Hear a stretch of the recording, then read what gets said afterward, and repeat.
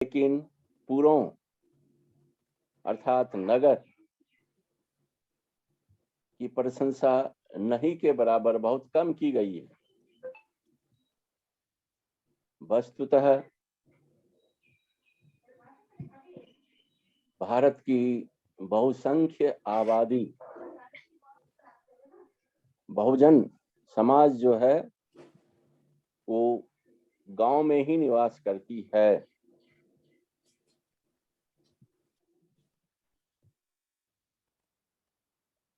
गांव में निवास करने के कारण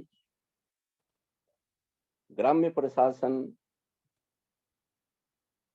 वैदिक काल में या प्राचीन भारत में बहुत अधिक महत्वपूर्ण स्थान रखता है।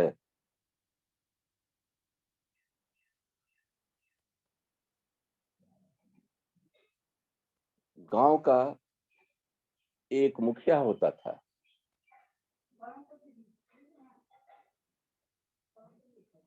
जिसे वैदिक काल में ग्रामणी, कहीं कहीं ग्रामिक,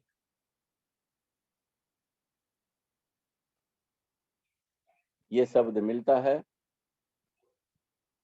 यह गांव का मुखिया होता था और मुखिया ही गांव का जो है प्रशासनिक रूप से सभी भी प्रकार के काम किया करते थे। मुखिया का पद जो है सामान्यतः वंशानुगत होता था।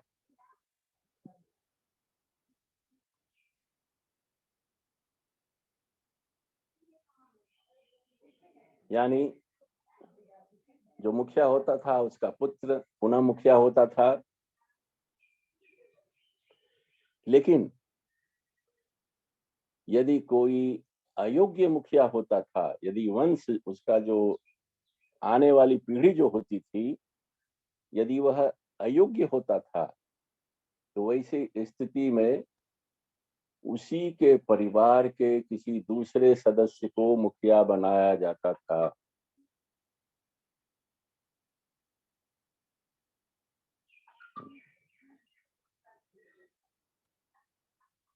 और यह पद मुख्य रूप से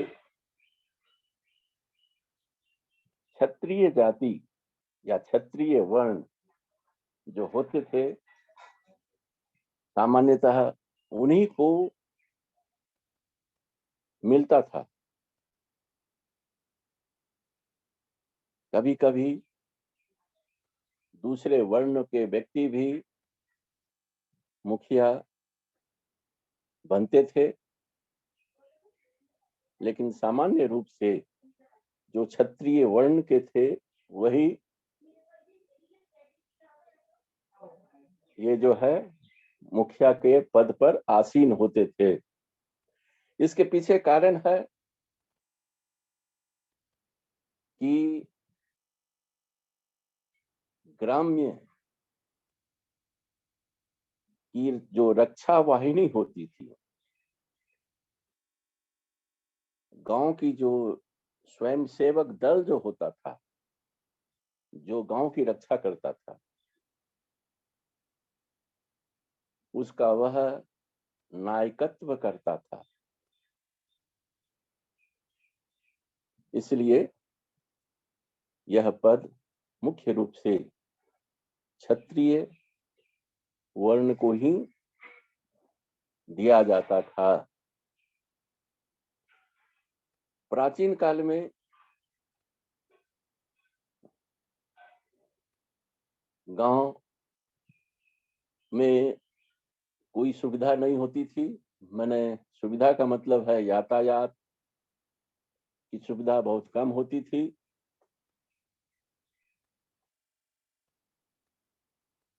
आज नहीं है तो बहुत से ऐसे गांव हैं, आज भी ऐसे गांव हैं जहाँ की सड़कें नहीं है, जो बहुत इंटीरियर एरिया में।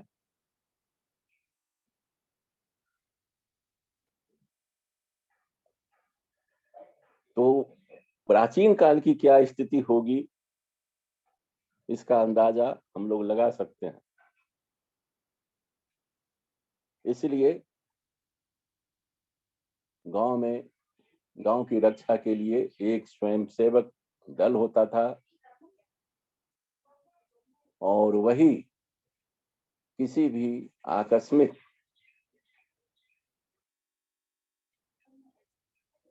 यदि किसी डाकुओं का या दस्युओं का, प्राचीन भारत में जो डाकू होते थे, ये बहुत प्राचीन भारत क्या, मध्यकाल तक लुटेरे होते थे, जो गुट बना करके गांव पर आक्रमण किया करते थे। अभी भी आधुनिक भारत में भी, आजादी के बाद में भी डाकू बहुत अधिक सक्रिय थे। यूपी में, एमपी में चंबल की घाटी उसी के लिए प्रसिद्ध है। तो उस समय भी ये स्थिति थी। इसलिए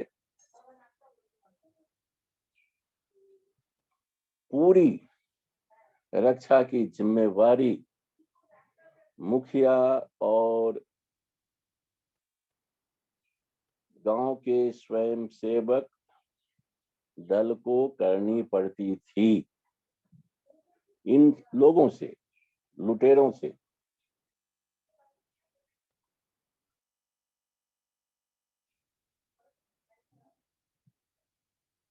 इसलिए यह क्षत्रिय का कर्म था, इसलिए उनको बनाया जाता था। उसकी सहायता के लिए एक दफ्तर होता था, जहां सभी सरकारी कागजात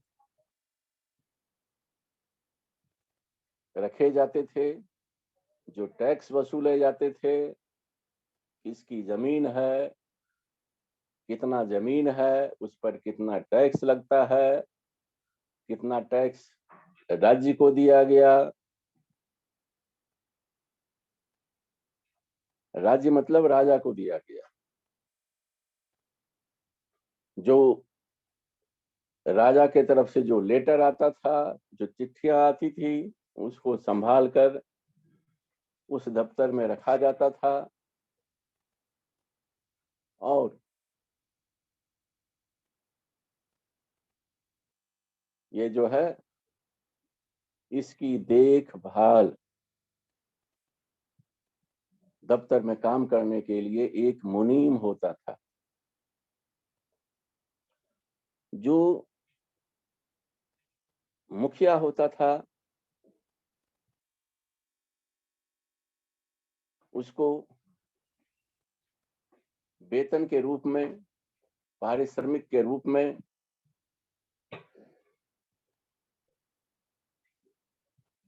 कुछ कर मुक्त जमीन हो दिए जाते थे राज्य की ओर से,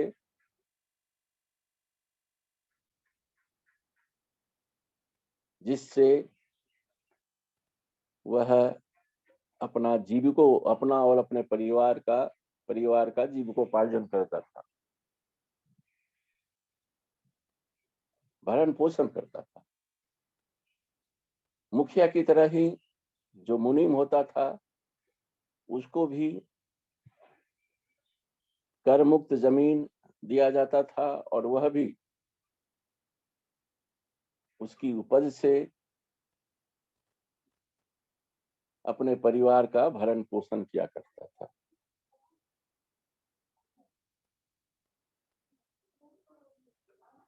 जब ग्राम सभा की बैठक बुलाई जाती थी,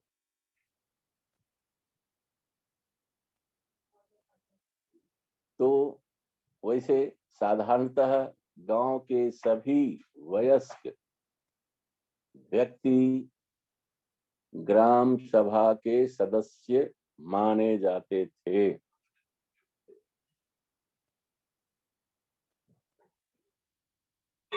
और डुग्गी पीटकर तमिल प्रदेश में, तमिल मतलब हो गया तमिलनाडु, आज का तमिलनाडु हो गया, उस समय तमिल प्रदेश था। डुग्गी पीट कर गांव वालों को एकत्रित किया जाता था। ये जो है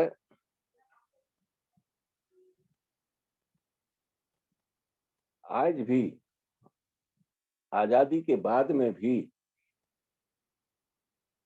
गांव में डुग्गी पीट कर खबर की जाती थी कि अमुक तिथि को इतने बजे ग्राम सभा की बैठक बुलाई गई है। और आजकल लाउड स्पीकर का रूप ले लिया है, उसका स्थान ले लिया है। अब लाउड स्पीकर भी खत्म हो गया है, अब मोबाइल का जमाना आ गया है तो मोबाइल ले लिया है।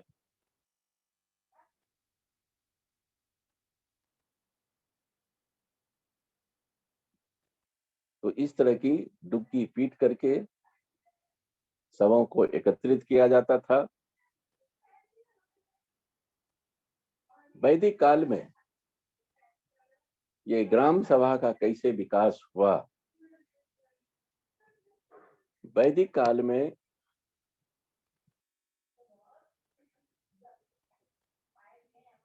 ये ग्राम सभा, इसमें दो है, कार्यकारिणी जिसको बोलते हैं, एक तो मुखिया हो गया, और उसकी सहायता के लिए जो कार्यकारिणी होती थी, ये थी मुखिया और कार्यकारिणी मिल करके ग्राम सभा कहलाती है। वो जो सभा है, जो वैदिक सभा और समिति है, उसी का ये एक दूसरा रूप है,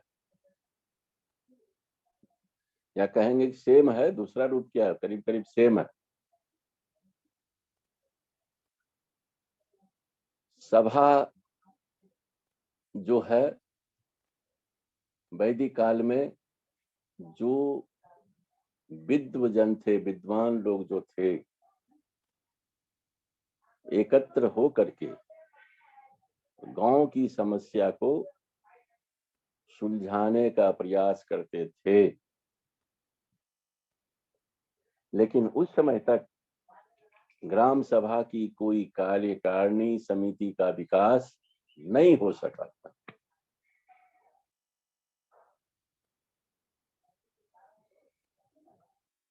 सभा एक राजनीतिक संस्था के रूप में जन्म ले चुका था, और सभा में जो विद्वत लोग थे, या जो धनी मानी लोग थे, गांव के जो प्रतिष्ठित लोग थे, वहां एकत्रित होकर के यदि कोई मुखिया कोई गलत काम करता था, वो गैर कानूनी संस्था थी, कोई उसका ये नहीं था। मैंने गैर कानूनी मतलब क्या कहेंगे? गैर संवैधानिक। कानूनी नहीं कर सकते हैं, गैर संवैधानिक। वो अपने अनुभव के बल पर कहता था कि नहीं, ये काम मत कीजिए, मुखिया को ये गलत है ना। मानना ना मानना मुखिया का काम होता था, लेकिन कोई भी सभा जो थी वो कोई गलत सुझाव नहीं देता था। आज भी जो गांव में जो ग्राम सभा है ना, वहां पर जो है, जो गांव के धनी मानी व्यक्ति या जो पढ़े लिखे व्यक्ति हैं या वृद्ध व्यक्ति जो है ना, उससे राय लेती है ग्राम पंचायत।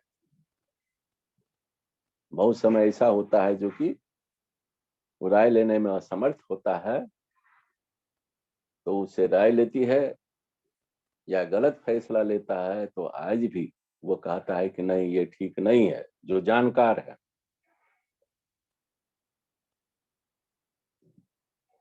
मुखिया तो कोई भी बन गया, तो आज भी गैर संवैधानिक रूप से गांवों में ये संस्था काम करती है, सभी जगह।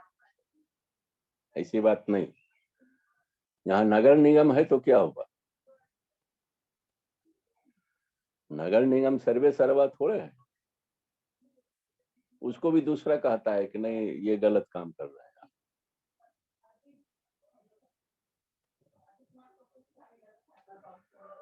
तो मुखिया जो है अपने काम में मनमानी नहीं कर सकता था,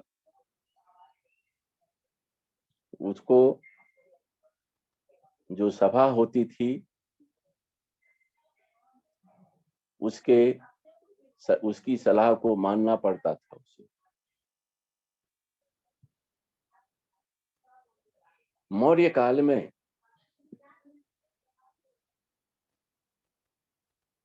ग्राम सभा का कुछ कार्य बढ़ा है।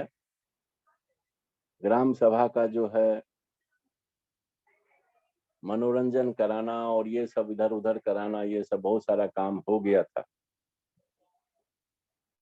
लेकिन मौर्य काल में भी कार्यकारिणी समिति का विकास नहीं हुआ था।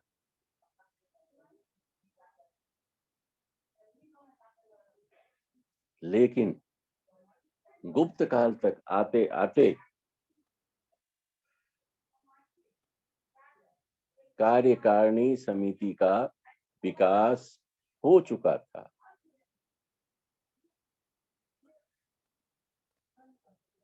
कहीं कहीं पंचमंडली,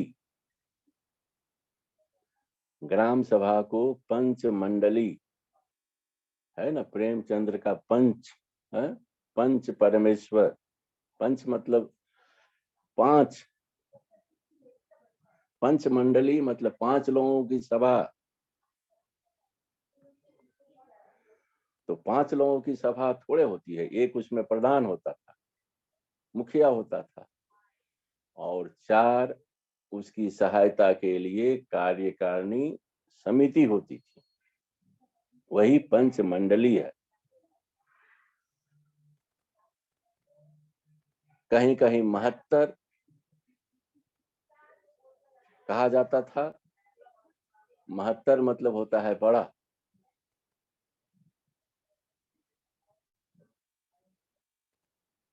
महत्तर समापवर्तक होता है ना गणित में, लघुत्तर समापवर्तक।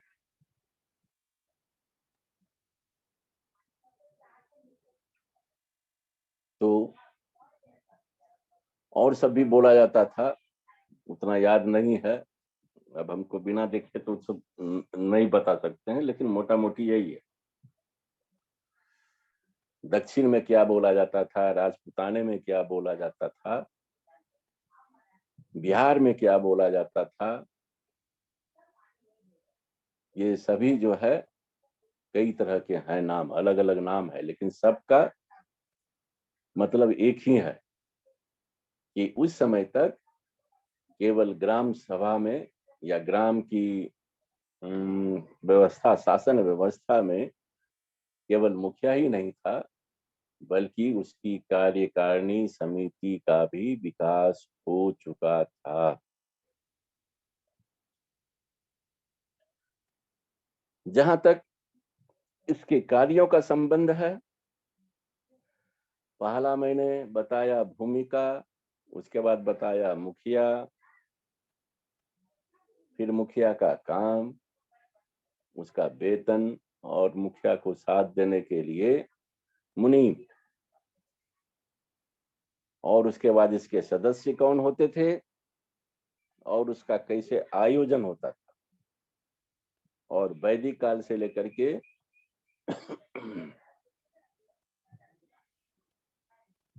ये गुप्त काल तक इसका कैसे कैसे धीरे धीरे विकास हुआ, ये सभी अल्तेकर की किताब में मिलेगी।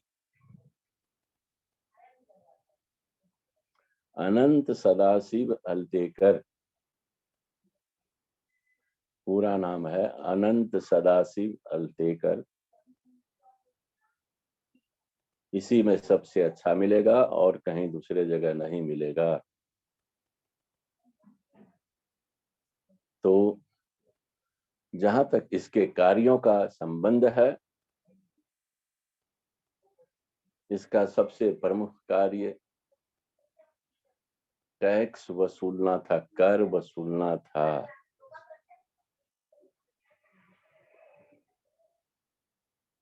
ये जो कर निर्धारित होता था उसके अनुसार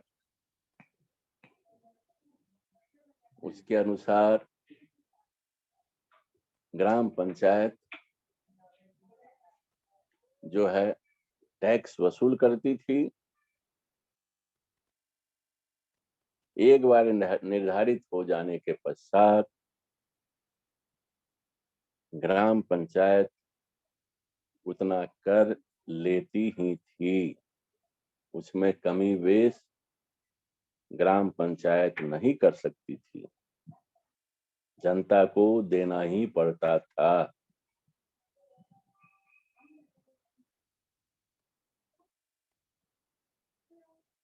ये दूसरी बात है, दुर्भिक्ष या अकाल पड़ने पर उसमें कमी या कर्ज माफी का निर्णय ग्राम सभा कर सकती थी और करती भी थी।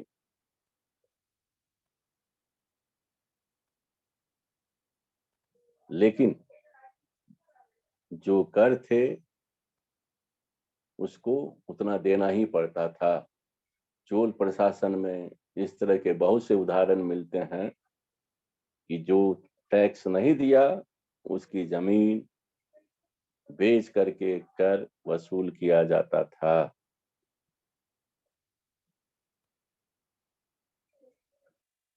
पहला काम हो गया। दूसरा हो गया वही अकाल पड़ने या दुर्भिक्ष होने की स्थिति में, वैसे वो एक ही से उसी से संबंधित है ना, उसको माफी देने का अधिकार था, है उसी से संबंधित, लेकिन वो माफी दे सकता था। तीसरा है न्याय देने के संबंध में, न्यायदान के संबंध में वो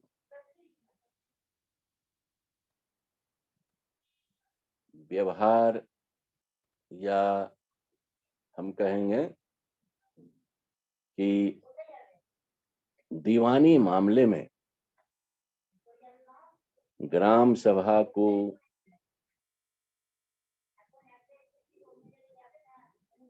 उसकी अधिकार की सीमा कोई नहीं थी, असीमित अधिकार थे। लेकिन फौजदारी मामले में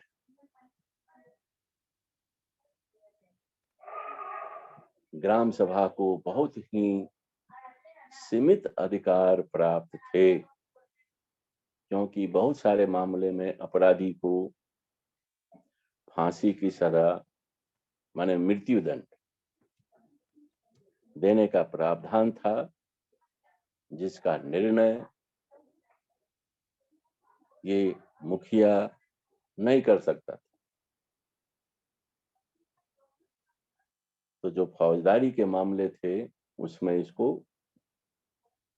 बहुत ही सीमित या कह सकते हैं नहीं के बराबर अधिकार थे।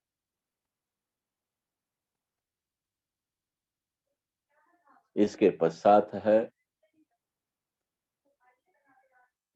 देवालयों की व्यवस्था करना।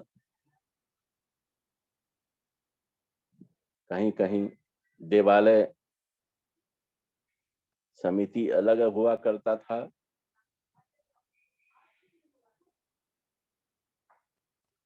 तो ये देखता था, जहां अलग समिति होती थी वो समिति देखती थी, और जहां समिति नहीं होती थी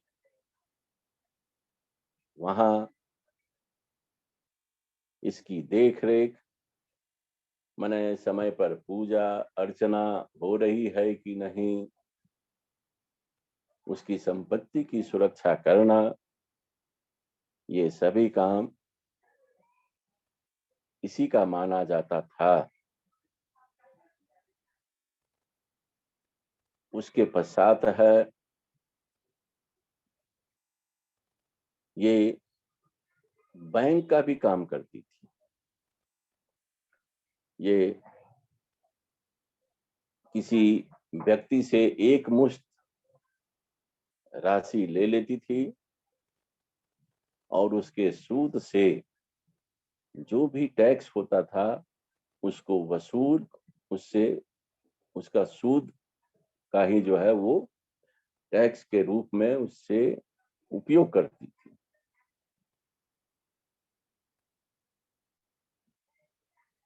कहीं कहीं उसके बाद का काम है, कहीं कहीं ये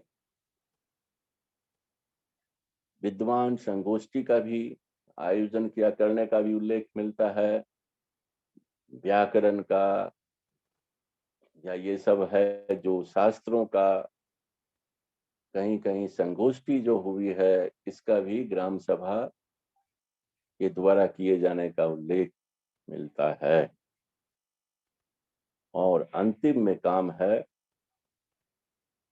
जन उपयोगी कार्य, वही है रोड बनाना, उसके किनारे भूमि समतल करना, उसके किनारे जो है पेड़ लगाना, फलदार पेड़ लगाना, अनाथालय खोलना, रुग्णालय खोलना, ये सब जितना है, अस्पताल खोलना, ये सभी काम जो है, कुआं खोदना, सरोवर ये करना, है ना। क्या जी, ये थोड़ा सा इन लोगों को पूछने का समय नहीं रहा जी, है?